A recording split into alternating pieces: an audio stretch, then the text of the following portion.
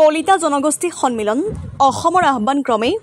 যোৰহাট জিলা কলিতা জনগোষ্ঠী সন্মিলনৰ দিনজোৰা অনশন কাৰ্যসূচী আজি যোৰহাট জিলা কলিতা সন্মিলনে তেওঁলোকৰ বিভিন্ন দাবীৰ পৰিপ্ৰেক্ষিতত যোৰহাট জিলা আয়ুক্তৰ কাৰ্যালয়ৰ সন্মুখত দিনজোৰা অনশন কাৰ্যসূচী ৰূপায়ণ কৰে কলিতাসকলক সংৰক্ষিত শ্ৰেণীৰ অন্তৰ্ভুক্ত কৰি জনজাতীয় লোকসকলৰ সমান ভূমি সুৰক্ষা আইনগতভাৱে প্ৰদান কৰক কলিতা জনগোষ্ঠীৰ বাবে শিক্ষা চাকৰি আৰু ব্যৱসায়ত 18% আসন সংৰক্ষণ কৰক কলিতাসকলক মিছন ভূমিপুত্ৰ আঁচনিৰ অধীনত আদিম ভূমিপুত্ৰৰ প্ৰমাণপত্ৰ দিয়াৰ ব্যৱস্থা কৰক আদি বিভিন্ন দাবীৰে অনশন কাৰ্যসূচী ৰূপায়ণ কৰে 500 বছৰ পুৰণি ইতিহাস থকা এই কলিতা জনগোষ্ঠীৰ প্ৰতি চৰকাৰী কৰা প্ৰচাৰণা সন্দৰ্ভত জিলা আয়ুক্তৰ জৰিয়তে মুখ্যমন্ত্ৰীলৈ এখন স্মাৰক পত্ৰ প্ৰদান কৰে যোৰহাটৰ পৰা ধ্ৰুৱজ্যোতি বাচনিৰ ৰিপৰ্ট এন লাইভ কলিতাসকলে নিজৰ নাতি-পুতিৰ ভৱিষ্যত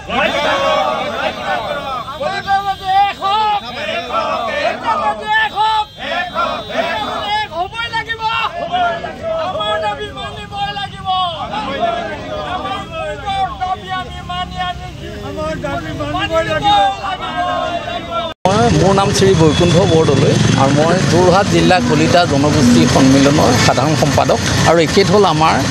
যোৰহাট সদৌ অসমৰ উপসভাপতি আমাৰ সন্মানীয় উপসভাপতি দিগন্ত দত্ত আৰু আমাৰ ইয়াত সভাপতিও আছে সাংগঠনিক সম্পাদকো আছে আমাৰ মূল দাবী হ'ল কি যে আমাৰ উপসভাপতিয়ে কোৱাৰ দৰে সংৰক্ষণৰ অধিকাৰ আৰু তাৰপিছত মূল দাবীটো হ'ল কি আমাক এতিয়া সবাতকৈ প্ৰয়োজন সেইটো হৈছে কি শিক্ষাৰ অধিকাৰ আমাক সকলোকে শিক্ষাৰ অধিকাৰ লাগে এতিয়া আমি দেখিবলৈ পাইছোঁ যে আমাৰ ল'ৰা ছোৱালীবিলাকে ক'তোৱে পঢ়িবলৈ চিট এটা নাপায় 90%ৰ ওপৰত হ'লে কোনেও চিট এটা ক'তোৱেই নাপায় তাৰোপৰি কি হৈছে আমাৰ ভূমিৰ অধিকাৰ এনেকুৱা হৈছে যে বড়োলেণ্ডত এতিয়া 100 বছৰৰ ওপৰত থকা আমাৰ কলিতা জনগোষ্ঠীৰ মানুহবিলাকক কি কৰা হৈছে তেওঁলোকক মাটি ৰেজিষ্ট্ৰেশ্যন কৰিবলৈ দিয়া নাই তেওঁলোকক মাটি লেনদেন কৰিবলৈ দিয়া নাই মুঠতে ভূমিৰ অধিকাৰ দিয়া নাই তাৰোপৰি সবতকৈ এতিয়া ডাঙৰ কথাটো হৈ পৰিছে কি আমাৰ যিটো কলিতা জনগোষ্ঠী এই জনগোষ্ঠীটো 70 লাখৰ ওপৰত এতিয়া প্ৰায় 1 কোটিৰ ওচৰে হ'বগৈ ইয়াৰ কাৰণে কোনো আৱেষ্টনী জনজাতীয় আৱেষ্টনীৰ সৃষ্টি কৰা নাই আৰু তাৰ পৰিৱৰ্তে বৰ্তমানৰ চৰকাৰে কি কৈছে 600 জনজাতীয় আৱেষ্টনী সৰুকৈ গঠন কৰাৰ কৰিছে আৰু তাত কি আছে তেওঁলোকৰ ভূমিৰ অধিকাৰ আছে ৰাজনৈতিক অধিকাৰ আছে আৰু অৰ্থনৈতিক অধিকাৰ আছে অৰ্থাৎ তেওঁলোক সম্পূৰ্ণৰূপে সুৰক্ষিত সেইকাৰণে আমাৰ কলিতা জনগোষ্ঠী সন্মিলনৰ পৰা আমি 5750টা আমি জনগোষ্ঠী আমাৰ কাৰণে জনজাতীয় আৱেষ্টনী আমি বিচাৰিছোঁ আৰু আমাক জনজাতীয় সংৰক্ষণটো আমাক লাগে আৰু লাগিবই দৰকাৰ হ'লে আমি কি হ'ল বড়োসকলৰ দৰেই আমি জীৱনকো তুচ্ছ কৰি আমি আমাৰ জংগী আন্দোলন কৰিম যাতে আমি আমাৰ অধিকাৰ পাওঁ অসম কলিতা জনগোষ্ঠী সন্মিলনৰ আহ্বান ক্ৰমে আমি যোৰহাট